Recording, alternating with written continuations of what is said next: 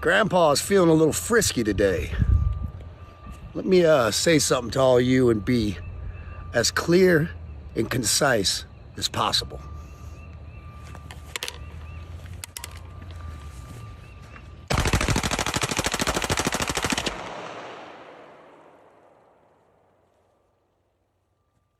Fuck Bud Light and fuck Anheuser-Busch.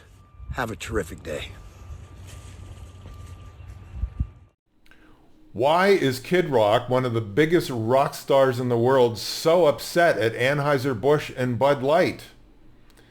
If you don't know why he's upset, I'm going to educate you. This is Marc Rudov, branding advisor to CEOs and author of 3 books on branding for CEOs. Be Unique or Be Ignored, Brand is Destiny, and Intra-Branding. I hope you'll read all 3. Kid Rock is upset at Anheuser-Busch and Bud Light because very recently Bud Light affiliated with Dylan Mulvaney.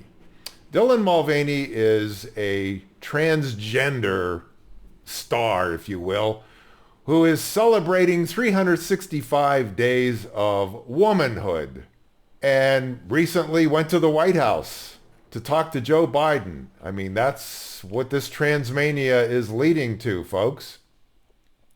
But the problem is it's killing the brand because Alyssa Heinerscheid, who's a VP of marketing at Bud Light, decided to affiliate, as I said, with Dylan Mulvaney to promote March Madness and put Dylan's likeness on the beer can.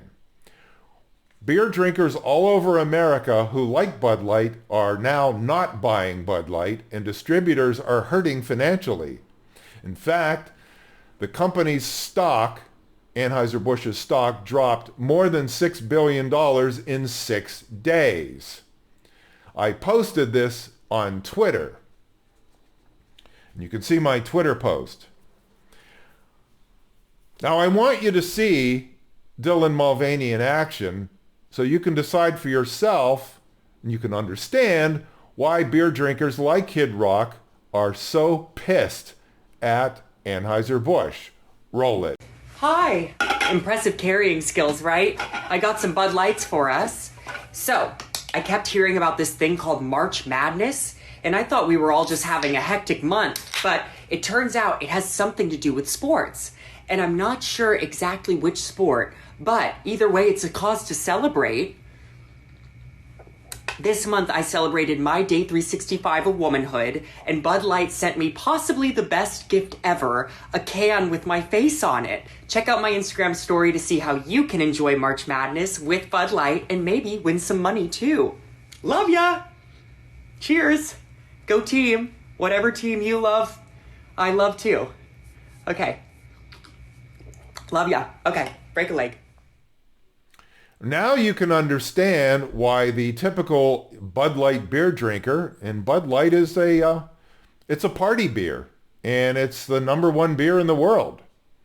You can understand why the typical masculine party animal beer drinker is not very happy with Bud Light and is no longer buying it. So let's take a look at Alyssa Heinerscheid, the new VP of Marketing, relatively new VP of Marketing at Anheuser-Busch. And she's going to explain why she hired Dylan Mulvaney. Watch. I do want to talk about that because I think, it was amazing to see a woman at the heart of the Bud Light Super Bowl commercial. And I think there's probably a lot of ways that, your own background and your own perspective and your own values, the person you are at home impacts and has a ripple effect on the Bud Light brand. Tell me about that a little bit. Yeah, I think number one, I'm a businesswoman. I had a really clear job to do when I took over Bud Light. And it was, this brand is in decline. It's been in decline for a really long time. And if we do not attract young drinkers to come and drink this brand, there will be no future for Bud Light. So I had this super clear mandate. It's like, we need to evolve and elevate this incredibly iconic brand. And what I brought to that was a belief in okay, what does evolve and elevate mean? It means inclusivity. It means shifting the tone. It means having a campaign that's truly inclusive and feels lighter and brighter and different and appeals to women and to men. And representation is at sort of the heart of evolution. You've got to see people who reflect you in the work. And we had this hangover. I mean, Bud Light had been kind of a brand of fratty, kind of out of touch humor. And it was really important that we had another approach. So she's talking about inclusivity, and she's talking about evolving and elevating because Bud Light's been out of touch. So she decided that Dylan Mulvaney would evolve the brand of Bud Light and elevate it and not be out of touch.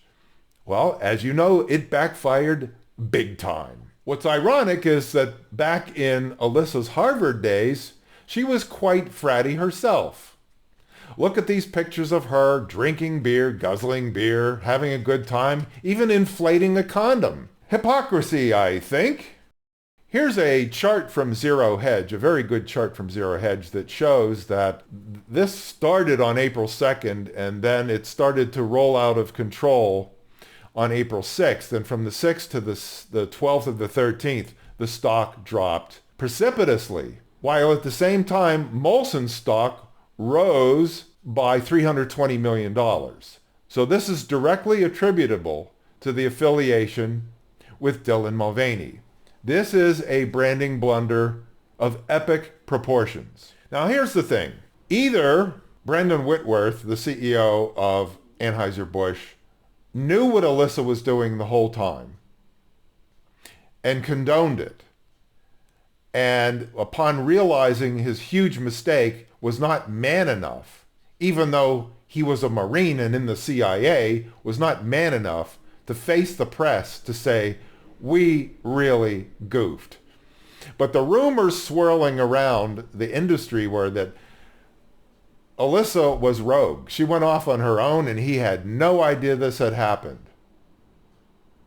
His number one job as the CEO is to maximize shareholder wealth. That's his job, not to be a social warrior, not to be part of transmania. So the stock dropped at one point $7 billion, and he did nothing. He should be fired for that. Now, what he should have done was fire Alyssa, but he can't do that because she's a woman. See, it's not about profits anymore. It's about equity. It's about wokeness. What he did was he issued this nothing burger apology. And I'm not going to flash it to you on the screen, but essentially he didn't say anything. Oh, he loves serving the country. He loves America. He loves first responders, the military. He said, we never intended to be part of a discussion that divides people. We are in the business of bringing people together over a beer. Moving forward, I will continue to work tirelessly to bring great beers to consumers across our nation. That's pathetic. That is pathetic. Why did he do it? He did it because of wokeness.